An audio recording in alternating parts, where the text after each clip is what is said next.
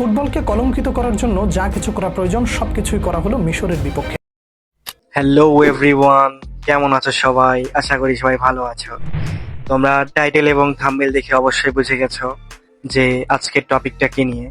তো চলো শুরু করে দেই, আজকের সেই বিষয়টি ক্লিয়ার করে দিই তোমাদের। প্রথম বিষয় হলো আর্জেন্টিনা ভার্সেস ইজিপ্টের ম্যাচে দুইটি ফাউল হয়েছে, যেটি নিয়ে সবচেয়ে বেশি কন্ট্রোভার্সি হচ্ছে। ফাউল আসলে অনেক কয়টাই হয়েছে, যেখানে আর্জেন্টাইন প্লেয়ারগুলো বেশি ফাউল করছে, কিন্তু তারপরেও কন্ট্রোভার্সি হচ্ছে দুইটি ফাউল নিয়ে। একটি ফাউল যেটা আর্জেন্টিনা করেছে সেটাকে ফাউল দেয়নি, আর একটি ফাউল যেটা ইজিপ্টের প্লেয়ার করছে, কিন্তু তারা গোলও করছে এট এ মুহূর্তে, কিন্তু সেটাকে কেন গোল দেওয়া হলো না? তো এখানে মেইন বিষয়টি হলো, যখন আর্জেন্টাইন প্লেয়ারদের ফাউল করাতে সেটা ফাউল দেয় নাই, সেইখানে বিষয়টি হয়েছিল ইজিপ্টের প্লেয়ারটা, তার কাছে বল ছিল, এটা আমরাও দেখেছি, কিন্তু সেই মুহূর্তে ইজিপ্টের প্লেয়ার যখন অ্যাটাকে আসে এবং তখন আর্জেন্টাইন প্লেয়ার ডিফেন্স করে, এবং ডিফেন্স টাইম আপনারা লক্ষ্য করবেন ইজিপ্টের প্লেয়ারের কাছ থেকে বলটি অলরেডি আর্জেন্টাইন প্লেয়ারটা নিয়েছে, এবং সেই মুহূর্তে ইজিপ্টের প্লেয়ারের কাছে সেই বলটি ট্যাকেল করা সম্ভব না। তো এমতো অবস্থায় যখন আর্জেন্টাইন প্লেয়ারের বলটা নিয়ে যাবে, এই মুহূর্তে পা লেগে পড়ে যায়, যেটা ফাউল হিসেবে তারা রেফারির কাছে আবেদন করে, কিন্তু সেটি ফাউল হয় না। তো ফাউল না হওয়ার একমাত্র এটাই কারণ যে বল ছিল ফার্স্টে ইজিপ্টের প্লেয়ারের কাছে এবং সেটা সে নিয়ন্ত্রণ হারায় এবং সেটা আর্জেন্টাইন প্লেয়ারের কাছে আসে, যে কারণে ইজিপ্টের প্লেয়ার পড়ে গেলেও সেটা ফাউল হিসেবে গণ্য হয় না।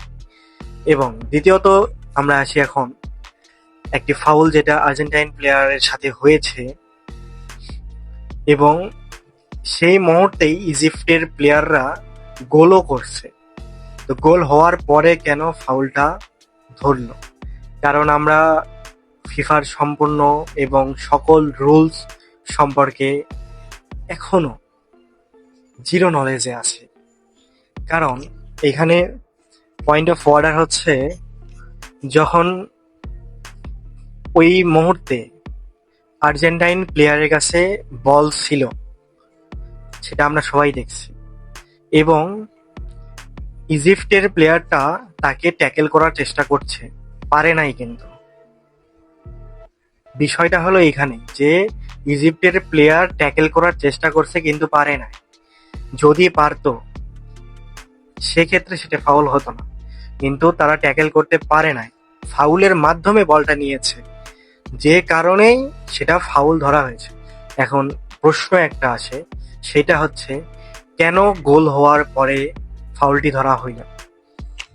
বিষয়টি হলো এটা ফিফা, এখানে কোনো সিদ্ধান্ত আজগুবি অযথা নেওয়া যাবে না।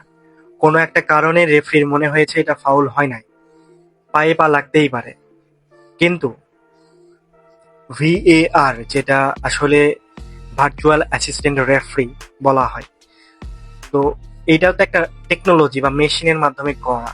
তো এই জিনিসটাতে যখন বিষয়গুলো লক্ষ্য করা হয় বা অ্যানালাইজ করার পরে একটা সিদ্ধান্ত নেওয়া হয়, সেখানে তো কিছু তো সময় দিতে হবে, তাই না? তো ওই মুহূর্তে যখন আমরা দেখলাম ফাউলটা হওয়ার পরে ইনস্ট্যান্ট গোলটি হয়েছে, বলটি ইনস্ট্যান্ট টেনে এনে গোল হয়ে গেছে সেই মুহূর্তে। তো ভিএআর এর সিদ্ধান্ত নিতে নিতে গোলটি হয়ে গেছে। তো তার পরবর্তীতে ভিএআর রেফারিকে কনফার্ম করে, আপনি আরেকবার চেক করেন এটা ফাউল, কারণ ভিএআর ডিরেক্ট সিদ্ধান্ত দিতে পারে না। ভিএআর শুধুমাত্র রেফারিকে বোঝাইতে পারে বা বলতে পারে, ইনস্ট্রাকশন দিতে পারে যে এইটা আপনার সিদ্ধান্ত ছিল, কিন্তু এটাও হতে পারতো, আপনারা একবার রিচেক করেন। তখন রেফারি গিয়ে সেটা আবার রিচেক করে মাঠের এক কর্নারে, আপনারা দেখবেন। তো এই মুহূর্তে হয়েছেটা কি, তখন রেফারি যায়, রিচেক করে, করার পরে গোল ক্যান্সেল করে এবং ফাউল দেয়। তো এই মুহূর্তে একটা বিষয় আপনাদের জানতে হবে, সেটা হচ্ছে এই নকআউট পর্বে যেই প্লেয়ারটা হারবে সেই প্লেয়ার অবশ্যই বাড়ি যাবে। তো যদি আর্জেন্টাইন প্লেয়ারদের সেটা গোল ধরা হইতো, সেক্ষেত্রে কন্ট্রোভার্সিটা হয়তো এইরকম যে হয়তোবা এখানে ফিক্সিং হয়েছে, ফাউল হয়েছিল, ফাউলটা ধরে নাই, তাহলে এটা তো ইনসাফ হচ্ছে না বা সমতা হচ্ছে না। যে কারণে অবশ্যই সঠিক সিদ্ধান্তটা নিতে একটু সময় লেগেছে, কিন্তু এইখানে ইমোশনটা কাজে দেওয়া যাবে না।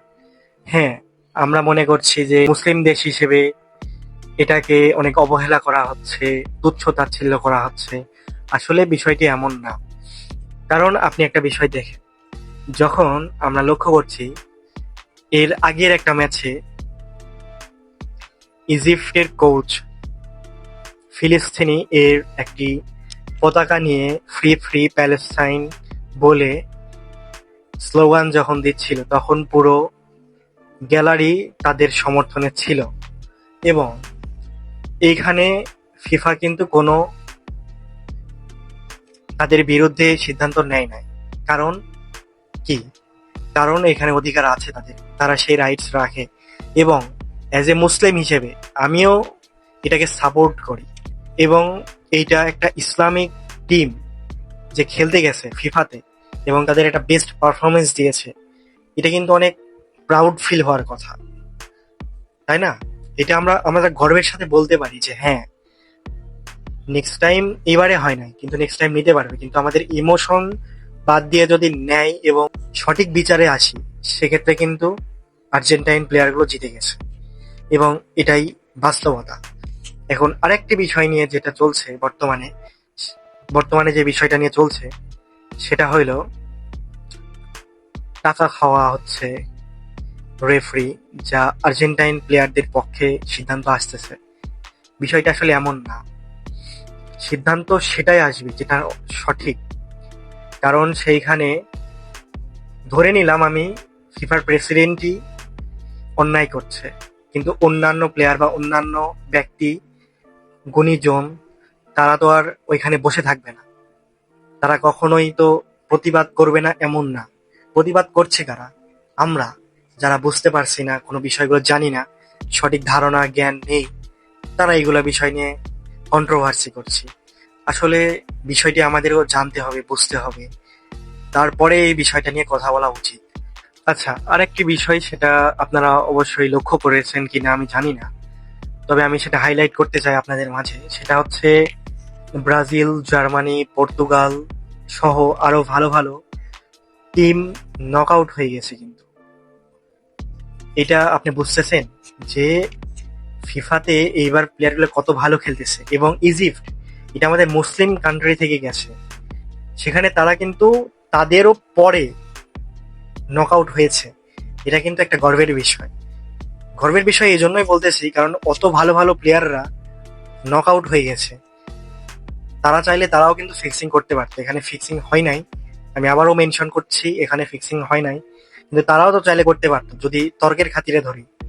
কারণ আর্জেন্টিনা যে দেশ, তাদের যে আর্থিক অবস্থা তার থেকে অনেক ভালো আর্থিক অবস্থা যারা কেটে গেছে তাদের মধ্যে আছে, তো তারা চাইলেও করতে পারতো। কিন্তু এইখানে ফিফাতে সেই রাইটস নেই।